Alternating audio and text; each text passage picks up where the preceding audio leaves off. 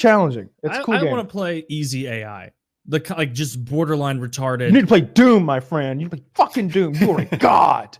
You are. I'm going to read it again. I read it to Woody at the beginning. This is the opening thing that Doom Eternal opening quote. Like when you begin Doom Eternal, like this voice comes on. It says, "Against all the evil that hell can conjure, all the wickedness that mankind can produce, we will send unto them only you. Rip and tear until it is done." And you're just like, you're goddamn right, I will. No, you chose the right motherfucker. You chose the right person. I've got a really good PC, so it looks incredible. It's super high frame rate. It's so fast paced. It's that my like someone was trying to watch me the other day, and they're like, "I'm gonna have a seizure. I'm gonna have a seizure. You're spinning around so fast, and everything's bright and glowing and flashing. I can't deal with this." It's a great game. But Tiger King. Tiger King. I've seen episode 1. Kyle's finished it. Yes, I finished it. Other people, where are you? I've seen episode 1 and a bit into 2, but that's all I've seen. I think I'm in 2. Okay, I'm not sure. All right, so I heard about Tiger King. I saw it on Netflix. It looks dumb, like this, the picture of it or whatever. It looks retarded. I would have never clicked it if you hadn't said. To. Never would have clicked it. But I heard so many people talking about it. I heard Bert Kreischer talking about it. Lots of celebrities and lots of people I know were just like, "You got to watch it. You got to watch it. You got to watch it." So we start watching this shit, and essentially, all right. So it's about people who keep tigers, exotic cats, big cats, not just tigers. And there's this group of people across the country. One's in Myrtle Beach, one's in bumfuck Oklahoma, one's in Tampa, Florida. And they all have these parks where they have big cats, lions and tigers and bears and wolves and everything you can imagine. Alligators, right? Yeah, it's like a zoo. They have their own little private zoos, and they are all, each one is more interesting than the last. One of these guys is a gay, mullet-wearing, gun-toting, polygamist homosexual with about 12 piercings on his face. He is the Tiger King. I like another one. He's funny.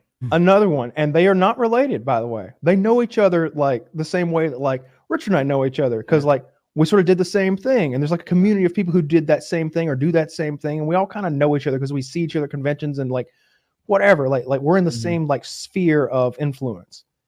Well, there's this other guy in Myrtle Beach, also a polygamist, but the straight kind. He rides around on an elephant in his neighborhood, and he's got like 6 bitches. And you might think, oh, I bet this is one of those like Mormon deals where like Sarah plain and tall, Sarah short and stocky. No, he's got 6 hot bitches. All right. And he's got them all dressed up in leopard print and lion makeup. And like here's he the dresses thing. them. He chooses all of their outfits. And as an extra level of duplicitousness and cultishness, he makes them legally change their names when they show up. So she'll be like, yeah, my name was Michelle. Now my name's Molly. Or my name's Mala. Like you give them like little like creative like, African sounding names or whatever. And it was like, oh, this is like, I was watching that last night after Kyle's recommendation. I was like, first of all, thumbs up to this guy for running what every man wants, to have a bunch of cool animals, no monkeys downside, but a bunch of cool animals and a bunch of free pussy. And they're all so brainwashed that they'll do whatever you say. And they they're work working for 12 him hours too. a day. They work for him 12 hours a day. They get like $200 a week. 100. It's $100 a week each girl. But here's the thing. At one point he's driving through his compound and he's like, that's where Masha lives. That's her house. And that's where Dasha lives. That's her house. He's got each of these ladies in a nice fucking house. Like he's got like $2 million worth of houses just for his ladies. And then you haven't even described the antagonist yet. The antagonist is Hillary Clinton. She is so unlikable. At least the cool cult guy is funny as shit. Yeah. And he's clearly got some kind of mental impasse of like sociopathy. Like his eyes are open way too much every time he speaks. He's enunciating in a way that seems forced, seems directing the cameras. He's directing people. Yeah, the first like little clip they had of him, like they were talking and getting to know him, and he's like, all right. So you come around the front. I'm gonna go inside. I'm gonna open it. You say, how are you doing? I'm gonna say, I'm doing great. How are you? And then I'll let you in. All right. And then he just like walks away, and they're like, "All right, well, I guess that's what we're doing." It's like he's just directing his own reality show. Meanwhile, the other guy was just as funny, where he's like, he just had a 19-year-old, a tall, lithe, young, sexy 19-year-old boy show up, and he just convinces him to stay somehow, like clearly through manipulation. So the Tiger King named Joe, he's already got one husband, right? Joe Exotic. This guy with meth mouth, who's a stocky fella, who, like good shape, muscled up, pierced nipples, tattoos all over him, and he decides time to add another hubby. And this 19-year-old guy like comes into his little sphere of influence, and they make a good point to explain to you, dude wears a size 16 shoe. Dude's hands are enormous. All right, he's dark. He's got this nice tan complexion. Looks like a Mediterranean. Yeah. Big hands. They go over the hands like twice. The feet at least twice. The hands at least 3 times. They're letting you know this guy's got a hog.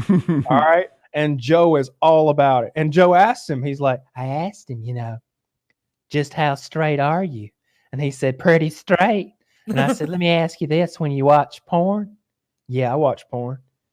Well, when you watch porn, do you like to see the guy doing the girl with a little penis or a big one? And he said, well, I like to see it with the big one. I said, well, you ain't that straight. That's when I began molding his mind into basically being a receptacle for my penis when I am willing. And it's like I don't know who was the receptacle for who. I bet it was getting tossed around a bit. I get it's probably irrelevant, but essentially 2 polygamists in this show right off the bat. Okay. Then we meet the lady who's trying to play like the PETA, I'm here for the good of the animals. Fuck that bitch. Bullshit. Because she's doing the exact same thing they're doing. I hope a tiger kills her. But she's using the angle of I'm here for the good of the animals. They're just breeding cubs to let people pay to pet them. I charge people to look at animals, and I should be the only one who can do that. And she's trying to shut everybody else down by getting these laws passed against what they do. Have a monopoly. Basically. She wants a monopoly over what she's got. She is so evil. I don't want to spoil anything. Let me just go over some of the... Can I jump in? Yes, please. So I haven't seen as much as Kyle have. I watched the first episode, and even I'm a little bit like, what makes her the good guy? Yeah, and she pictures herself as the good guy. She said, and the bad guys are like, man, fuck animal rights people. And, they're shooting into the lake. This is what I do to animal rights. Cacao, cacao, cacao, cacao. They put tannerite in a mannequin's crotch. Took them like 4 shots to hit the thing the size of a jar of peanut butter from nowhere. Like I am an average shot, and I can hit tannerite. Like that's not hard. Anyway, he has a limp wrist though. Yes. We don't stand for that here in PKA. And a mouthful of dick. Anyway, they all keep tigers, and she's saying they keep tigers the wrong way. But am I missing something? He had big enclosures. You're not missing big fields. You're cluing in on hypocrisy at its finest. And look, I'm not going to spoil who is what or what is who, or talk about characters who will be introduced. Here are some of the high points of the show. Some of the things that I want to... I think you can go into it a little bit. Sorry to interrupt, but I think you can, because what happens in the show, it's not a spoiler. It's watching how it rolls out. That's so entertaining. Like telling him that he's a polygamist, that doesn't spoil anything. It's just watching the way they behave. Well, there are some things that happen that would be spoilers. Let me just tell you, this is an incredible real life drama that they captured on camera. I texted you guys earlier with like some of the I'll call them bullet points. And these are some things that happen in the show. Again, these aren't spoilers. These are things that happen. I'm not telling you who they happen to, or maybe it's even characters you haven't met yet in episode 1. Here we go. Cults, murder, suicide, arson, prison time, polygamy, gold diggers, animal cruelty, meth, animal attacks, guns, explosives, boiling crocodiles, swingers, and presidential campaigns. These are all things that are the main characters of this show will be involved with and will all happen on camera. There will be a death essentially on camera. There is a disfigurement that happens on camera. There is a tiger attack on camera.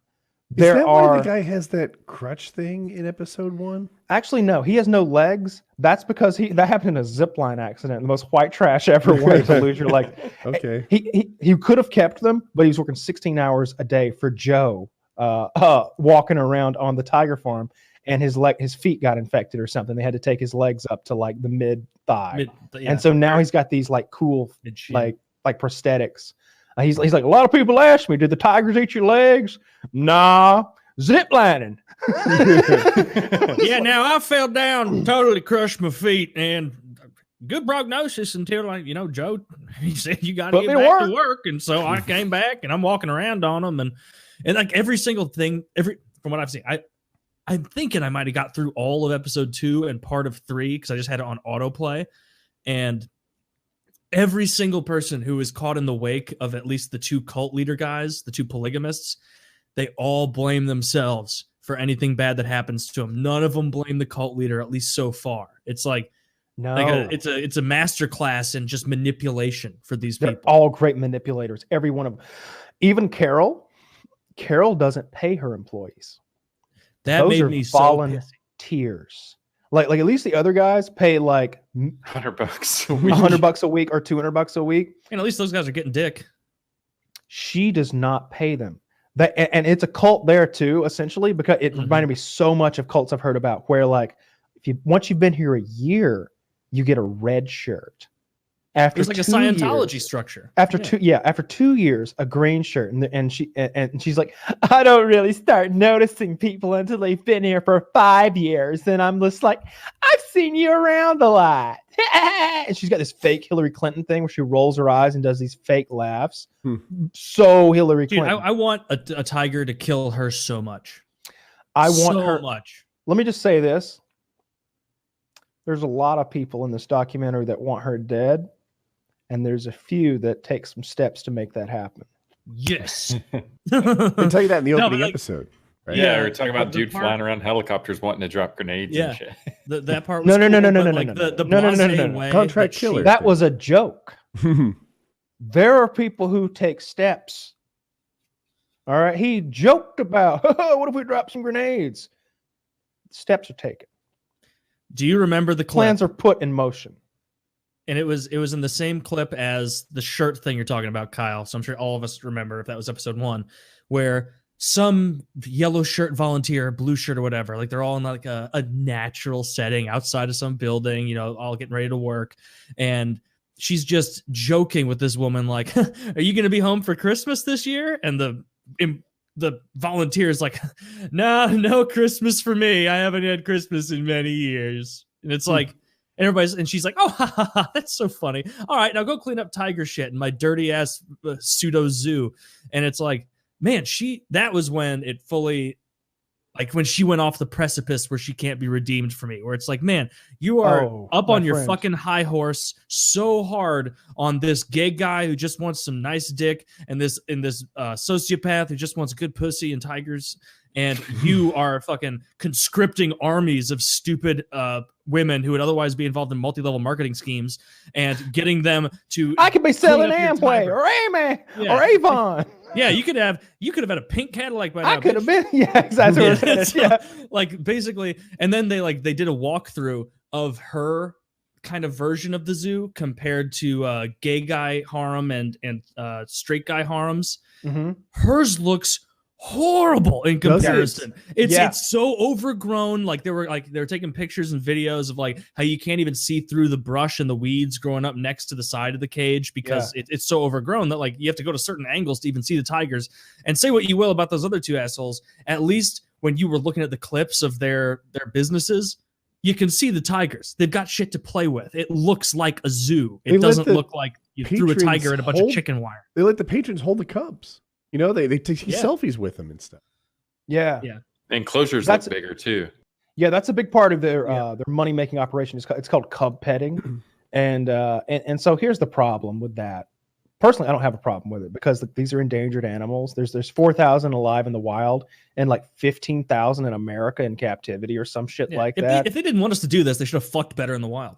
Yeah, they should have. Look, first of all, I hate cats, so I don't care what happens to them. If this was dogs, I'd be like, whoa, whoa, whoa, that's a little fucked What if up. it was but fuck hyenas cats. or coyotes? I don't give a fuck about hyenas. I'm not sure what genus they hail from, Yeah, I but think I was fuck wrong hyenas about too. that. Yeah. They're closer to cats than dogs, apparently. I don't care what those things are with those big lady cocks they have. It's creepy. And the lady has her babies through like a long penis-like vagina. Oh. And It's like a it's big real. old clit. It's like a pseudo penis. I thought you were saying their penises. It's a clit. Look like- like, like human this. penises. Look like human female penises. That's where my head. I was like, I don't No, like understand. the female hyenas have a penis-looking thing, but it's not, Yeah.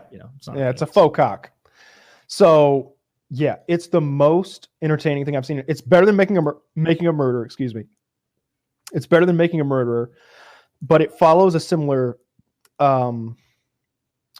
pattern to Making a Murder. How at the end of every episode, they're like, "Oh, by the way, there's a witness," and you're like, "Bum bum bum," or like somebody at the end of the episode will get mauled or murdered or killed or dead. Somebody will die at the end of an episode as you get deeper. There's 7 episodes, about 42 minutes long each. It's the best thing I've seen in memory. I can't think of the last, especially something that's a documentary like this. And look, this is not one of those fake reality TV shows. All right. During the filming of this, there is a reality TV show. Yeah. There's going to be some ramifications at the end of this. And I don't mean after this. I mean in the show. There are people going to federal prison. I I feel liked like how some of the the spoilers you're saving happening in the opening minutes. Like the guy's in jail in the opening minutes. The guy hires a contractor for hire to kill someone in the opening seconds. Yeah. Like that's how they kick off the whole series. Well, There's more I don't know, perhaps. No, I think maybe there's some that I don't remember, and like the specific details are what makes some of this stuff not, like crazy. One of the things I will say is Joe Exotic, accomplished country music singer. The man, Really? He's got 2 albums, like 28 music videos, couple dozen singles, and they're on YouTube. And at a certain point, you're gonna want to hop on YouTube and start watching them. He's got one Are they where Tiger. are they terrible? No, they're good. That's the problem. He's a good singer, like legitimately good, and like the visuals are a little cheesy, and Joe the Exotic lyrics. country music. Here's his single, "Here Kitty Kitty." That's the one. Look, Here Kitty Kitty is. I don't want to spoil. funny. I don't want to spoil this. I don't want to spoil what it's about. Is it him like trying to get pussy on? Or no, that's the other guy. No, okay. it's an attack. This is like a rap battle. This is an attack that against someone. I hope to God Hillary Clinton made her own diss track. that chick. I'll just say this without naming who or exactly what. Someone murdered someone clearly in the show.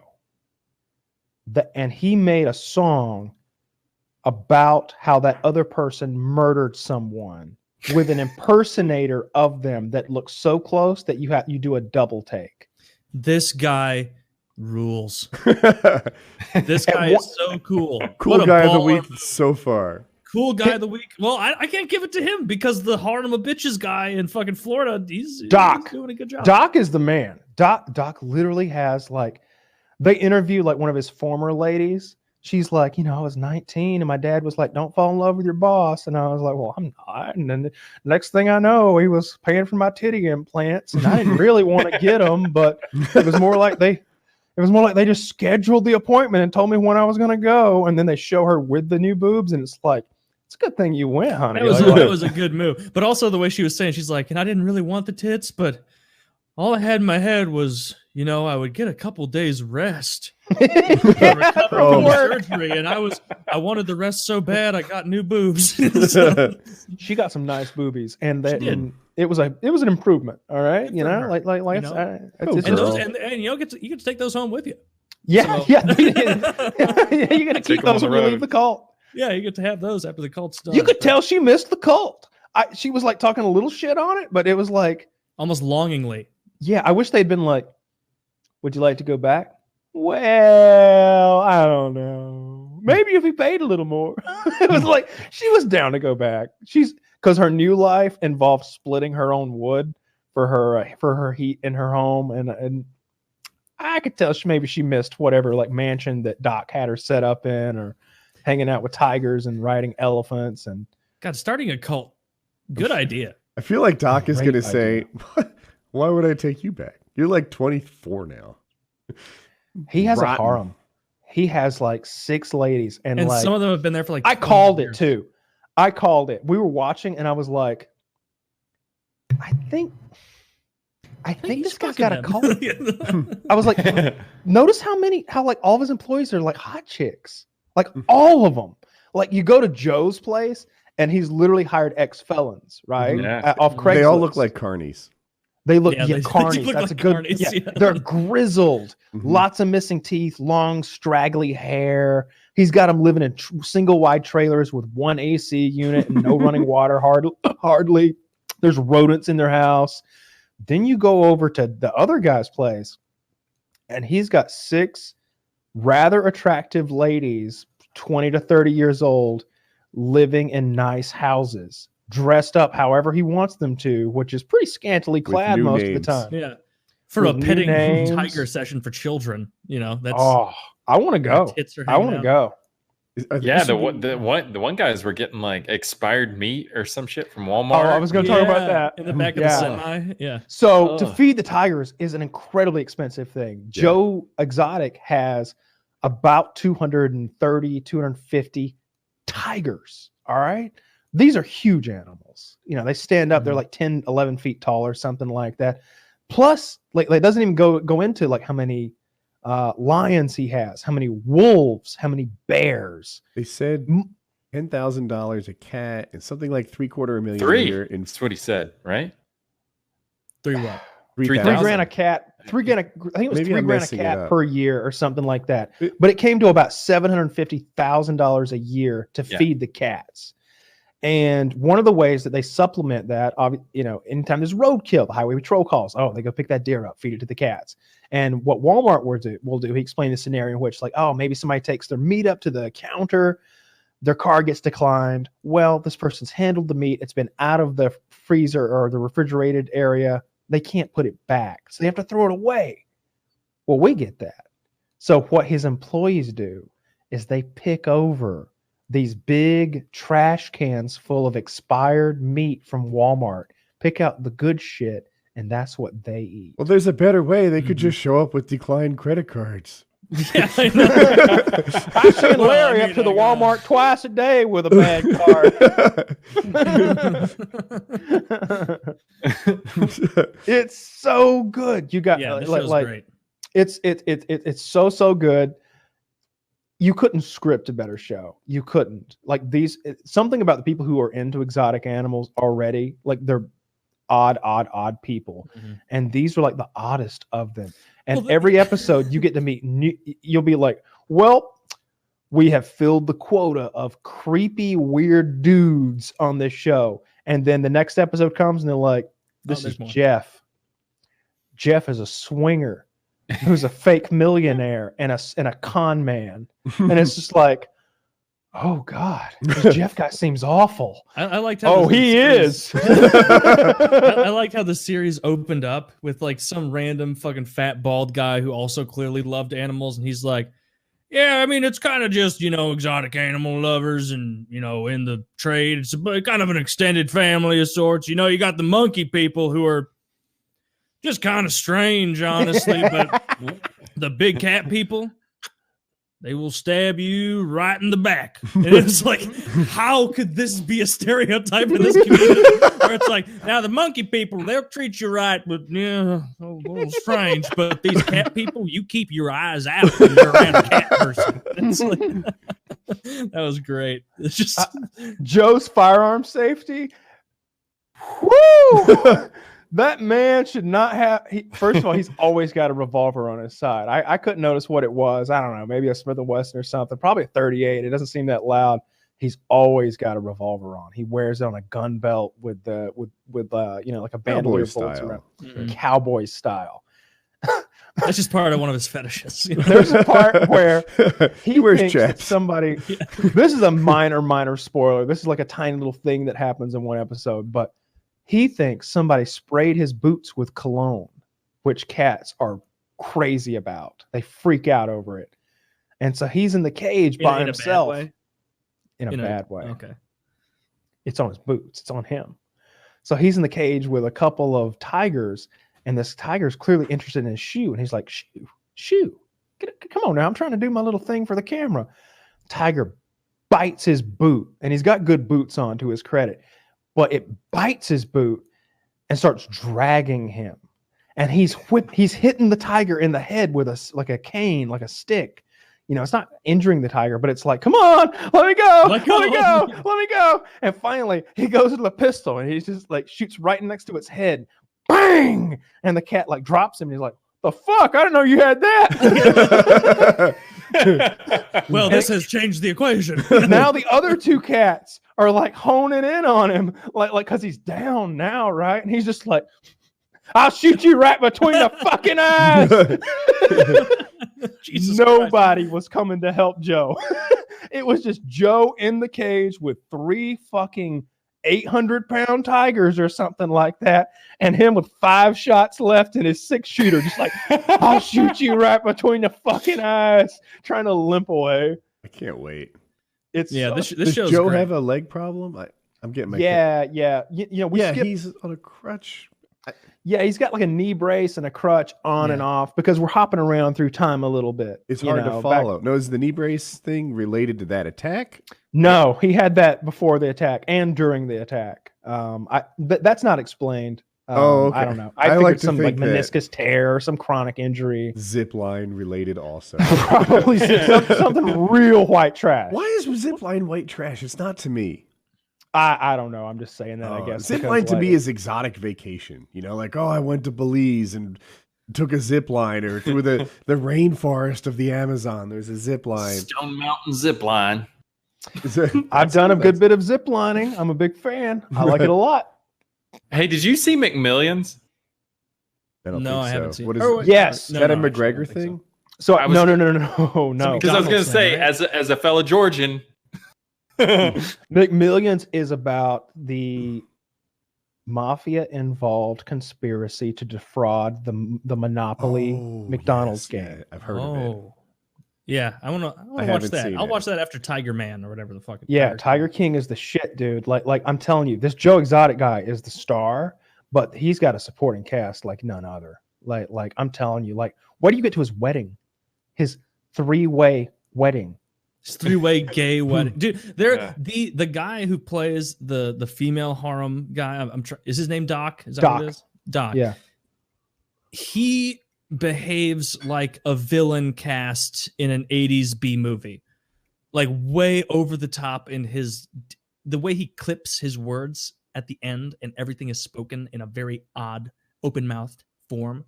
It's like, you're like trying. You like got to Earth 4 days ago, and you're like looking at humans trying to figure this shit out. Like, that's what you know what I mean. And his eyes. He's like John Malkovich in Con Air. Yeah, he's fucking. He is absurd. He's Cyrus the Virus from Con Air. No, we're not going to rape her yet. Okay, she's a hostage. Yeah, and Danny Trejo's like, I don't know. I'd like to rape another bitch. Why is hostage and no raping mutually exclusive? No. Because we want to be able to negotiate for her. Okay. Yeah. Con Air's good. That she will be worthless. Yeah. So Steve Buscemi.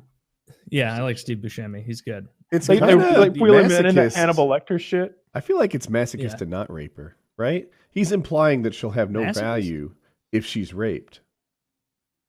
Really, women Well, I think still he's- have I- value post sexual assault. I think he was Enlighten suggesting that if- yourself. well, I think maybe it was going to be like maybe a MAPE, you know, a murder, a murder rape. Well, Oh, I you will know, admit they're killed her less afterward. valuable after. Yeah, murder. his like prison name was like Johnny 73 or something because he had like 73 rapes and he had a tattoo for every lady he'd raped. Danny Trejo plays a real bad guy in that movie. What an absolute monster! just It's as like, I like think it's time to add another tattoo, you bitch. it's like just some like people sitting in the writers' room and they're like, it's just spitball in here. Maybe he's raped 73 people. How do they know he's raped? Well, you haven't thought about this yet, have you? Oh, this has to, why does it have to be a stereotypical Jewish writer? Just- I don't know. That was funnier to me. No, I can tell. Yeah, so check out Tiger King if you're listening to this. I promise you won't be disappointed. We're gonna be talking about it next week because I'm sure the guys will. Yeah, we'll get caught Finish up. Or it at least off. Watch a few more. It's so good. I promise you, you're not gonna believe what happens in the like third, fourth, fifth episodes, and by the end, it's like, well, shit, you don't come back from that, do you? I think part of what makes it so good is you're both looking at a bunch of absurd shit and you're being clued in to an entire community and category of people that nobody knew existed. I didn't know there were stereotypes about exotic animal owners that own different kinds. I didn't know they had little rivalries and spats where they threatened to kill each other and had harems of women that they had sex with. The only person I semi-consensually. know who has anything like that is at an ox ranch, right? But that's Yeah. kind of different. Like he doesn't really treat them like pets. I mean, he's got the wolf, but that Yeah, how many bitches are in his harem? Less than 6. We're not gonna get into Less- all that. I mean, less than he's Doc's. got a lovely Less- wife, all right. Less, You know, less, just leave it at that. less than Doc. So yeah.